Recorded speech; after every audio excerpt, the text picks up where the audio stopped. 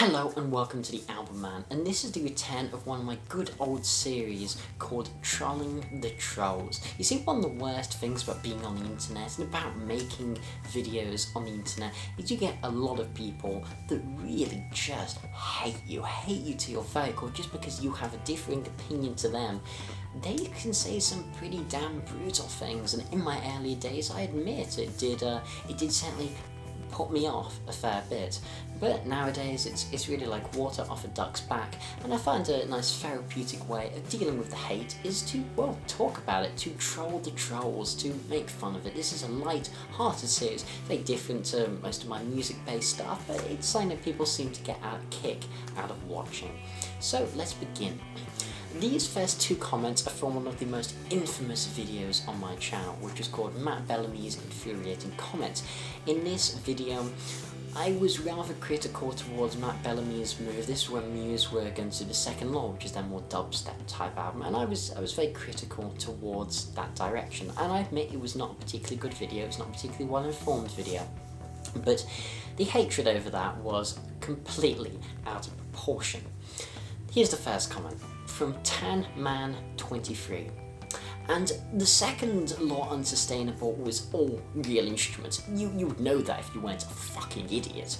Now, you could take your word and shove it up your fucking ass. Muse has never, and I mean never, used dubstep. You are the biggest fucking idiot I have ever heard. Shut the fuck up and die again. Damn, I have to die again? I mean, I really thought that once was bad enough. From Matthew Ritchie. You know, fuck all about music. If you think for a second a musical genius that is Matt Bellamy would ever consider using a laptop over a guitar, you are so wrong. Muse have completely changed rock music. Now fuck off, you gap-toothed shit. Well, at least I no longer have a gap in my teeth. That's something. I still have braces, which sucks. But music completely changed rock music? Yeah, because copying Radiohead and then copying Queen is so innovative. From my Rainbow Rising review, Christopher Hughes comments, "It's Rainbow, lisp boy, spaz, say it right, Jonathan Was."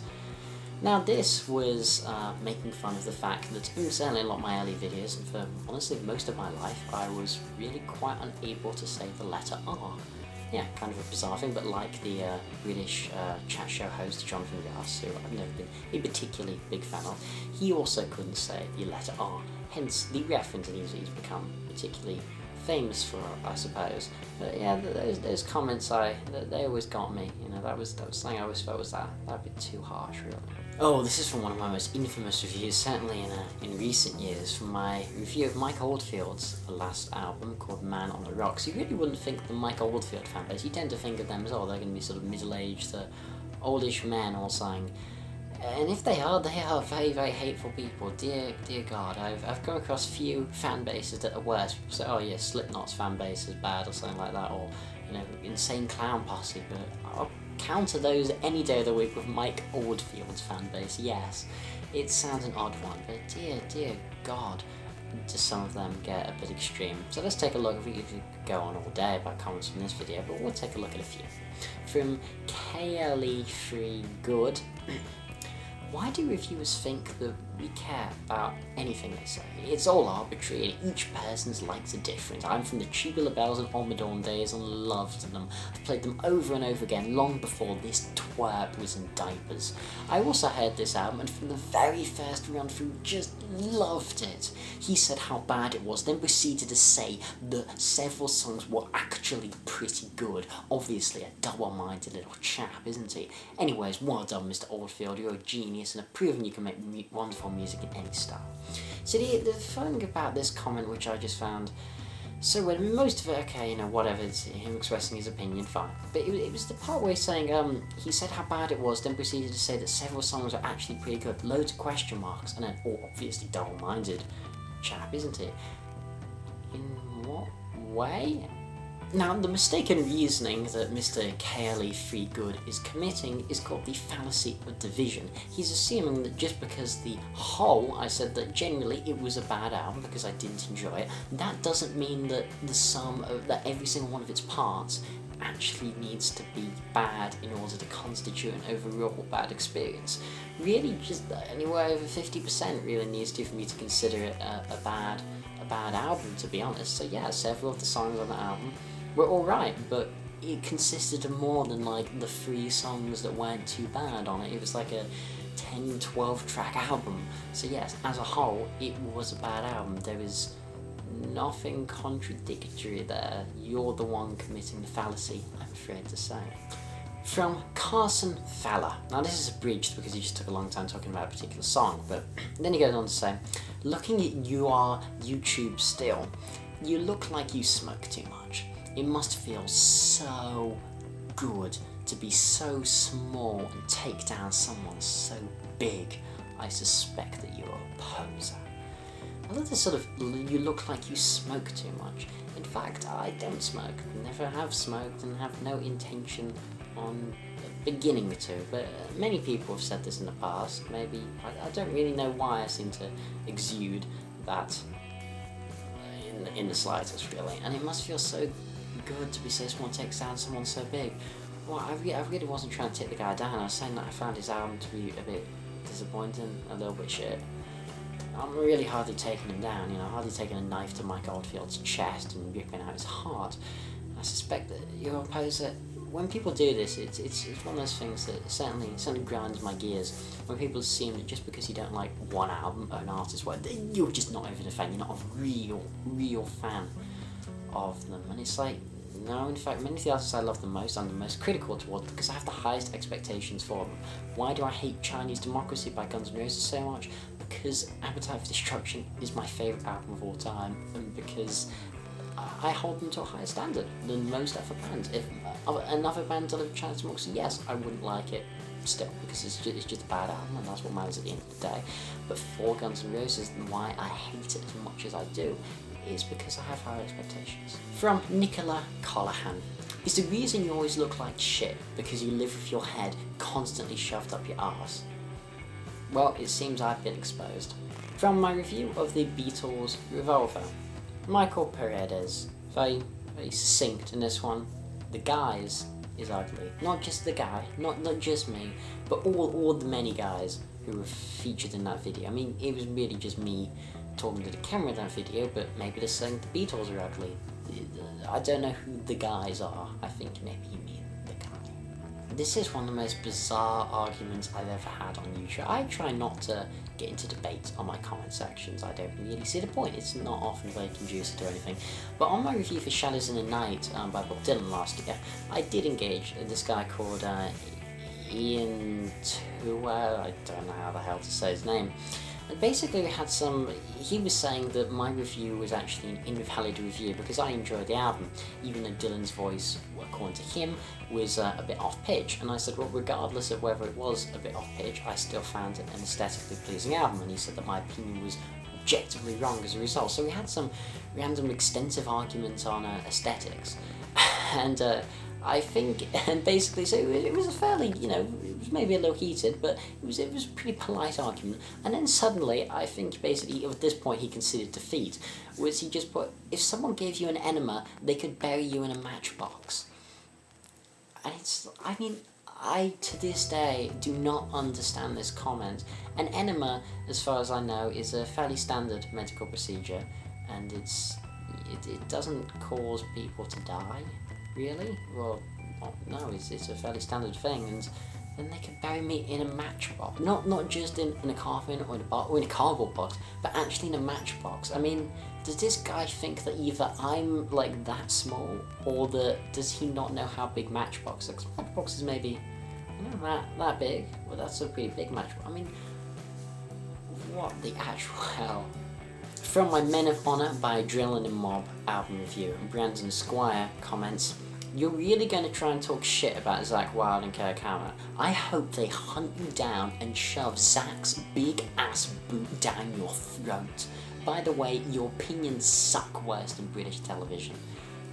Look, Zach can come and shove his big ass boot down my throat any day of the week, but do not criticise British television. We have some pretty damn good television. I mean, Monty Python, Fawlty Towers, The Office, Extras, One Foot in the Grave, Doctor Who, need I continue?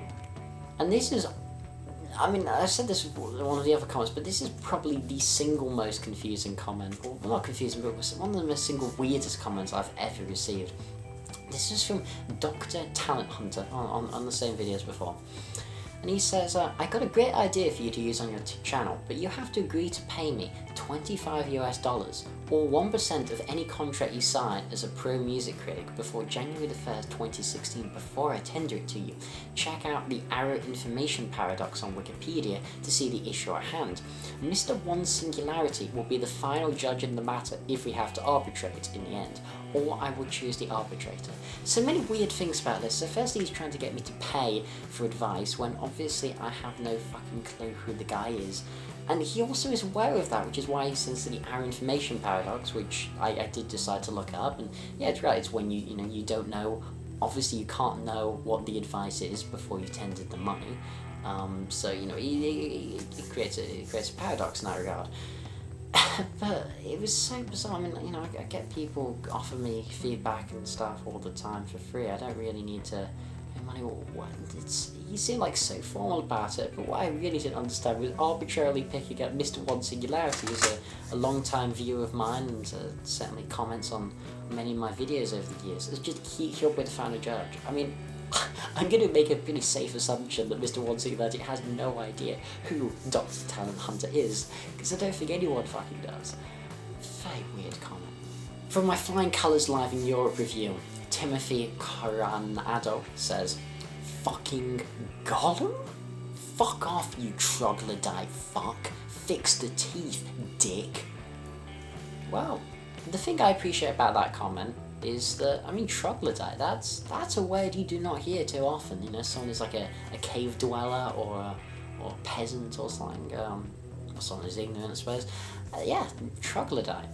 Well played. From my Q&A number 6.1, usually it's how people who'd watch a Q&A are not going to be random people who just stumbled across the videos. It tends to be people who subscribe to your channel, so you'd assume at least have some, at least don't hate you.